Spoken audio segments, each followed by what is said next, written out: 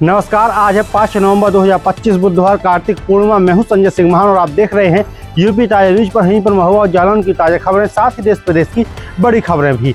आज हमारे खास कार्यक्रम का 505वां एपिसोड। मौदा कोतवाली क्षेत्र के गहवरा चौकी से महज 1 किलोमीटर दूर खन्ना लिंक मार्ग पर एक व्यक्ति का शव मिलने से सनसनी फैल गई।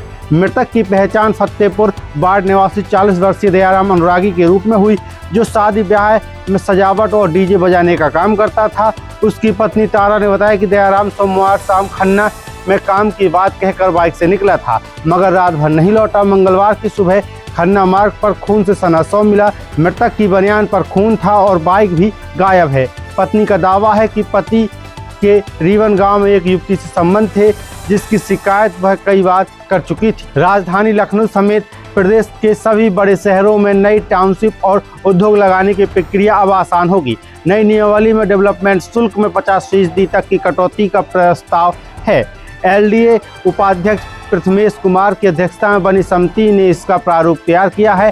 शासन की मंजूरी के बाद इसे पूरे प्रदेश में लागू किया जाएगा। सुप्रीम कोर्ट ने कहा है कि वैवाहिक विवादों और किशोरों की सहमति आधारित संबंधों में पास्को कानून का दुरुपयोग किया जा रहा है। न्यायमूर्ति बीवी नागरत्ना और आर महादेवन की पीठ ने कहा कि पुरुषों और किशोरों की कानूनी जागरूकता जरूरी है, ताकि इस कानून का गलत इस्तेमाल रोका जा सके।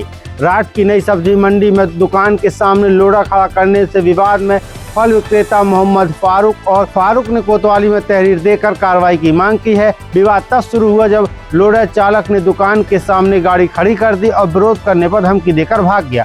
फिर आधे घंटे बाद 1 दर्जन युवकों के साथ लौट आया। मंगलवार को सुबह कानपुर से छतरपुर जा रही एमपी परिवहन की बस फैक्ट्री एरिया के आगे चल रहे ट्रक से जा टकराई। हादसा ट्रक चालक के अचानक ब्रेक लगाने से हुआ। गनीमत रही कि सभी यात्री सुरक्षित रहे। पुलिस ने ट्रक चालक और हेल्पर को हिरासत में लिया है। खबर मौदा से है, जहां राजकीय बालिका इंटर कॉलेज में जिला स्तरीय बाल विज्ञान प्रदर्शनी का आयोजन किया गया। मुख्य अतिथि सदर विधायक डॉक्टर मनोज प्रजापति और चेयरमैन रजा मोहम्मद ने छात्राओं के प्रोजेक्ट की सराहना की।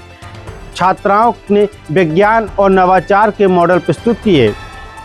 खबर हमीरपुर से, जहां कार्तिक पूर्णिमा स्नान पर्व को लेकर जिलाधिकारी और एसपी ने यमुना बेतवा संगम घाट का निरीक्षण कर सफाई, रोशनी और भीड़ नियंत्रण व्यवस्थाओं की समीक्षा की। जिलाधिकारी ने निर्देश दिए कि घाटों पर पर्याप्त पुलिस बल तैनात रहे और श्रद्धालुओं को किसी भी प्रकार की असुविधा न हो।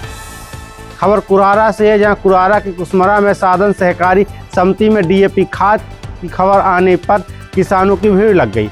आरोप है कि सचिव खाद वितरण मनमानी कर रहा था। किसानों ने बस स्टैंड में जाम लगाकर विरोध किया। थाना प्रभारी ने पहुंचकर मामला शांत कराया और पुलिस की मौजूदगी में वितरण कराया गया। खबर भरगों सूबेपुर से, जहां क्षेत्र में सभी सहकारी समिति में डीएपी खत्म होने से किसान परेशान है। मजबूर होकर बाजार से महंगे दामों में खाद खरीद रहे हैं। अंगोटा, छानी, पोथिया, पचकुरा और मुंडेरा समितियों में भी स्टॉक खत्म है। खबर हमीरपुर से, जहां जेल तालाब रोड पर पुलिया निर्माण के दौरान भूमिगत केबल कटने से 6 ट्रांसफार्मर बंद हो गए और 600 उपभोक्ताओं की 10 घंटे तक की बिजली संकट झेलना पड़ा। देर रात को आपूर्ति बहाल की गई। खबर रोजगार से जुड़ी है। रेलवे भर्ती बोर्ड ने 2569 पदों की नियुक्ति की अधिसूचना जारी की है। पदों में junior engineer, depot material superintendent, chemical and metallurgical assistant शामिल हैं। आवेदन की अंतिम तिथि 30 नवंबर रखी गई है। खबर जालौन से, जहां 8 थाना क्षेत्र में सेई मोजे गांव में अराजक तत्वों ने 100 साल पुराने शिव मंदिर का शिवलिंग उखाड़ दिया और गुंबद तोड़ दिया। घटना से लोगों में आक्रोश फैल गया। खेत मालिक मनीराम ने बताया कि जब वे खेत पहुंचे तो मंदिर टूटा मिला। ग्रामीणों ने बड़ी संख्या में पहुंचकर नाराजगी जताई।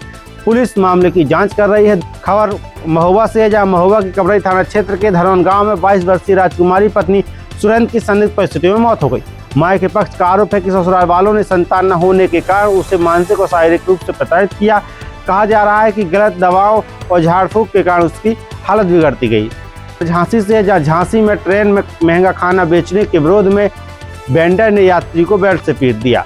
वीडियो सोशल मीडिया पर वायरल हो गया। यात्री ने रेलवे में शिकायत दर्ज कराई। सवाल उठता है, क्या ट्रेन वेंडरों पर पर्याप्त नियंत्रण रेलवे कर रहा है? तो ये थी आज की 5 नवंबर की प्रमुख खबरें।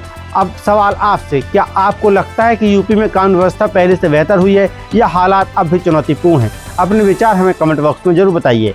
मैं हूं संजय सिंह महान और आप देख रहे थे यूपी ताजा न्यूज। मिलते हैं अगले एपिसोड में, तब तक के लिए नमस्कार।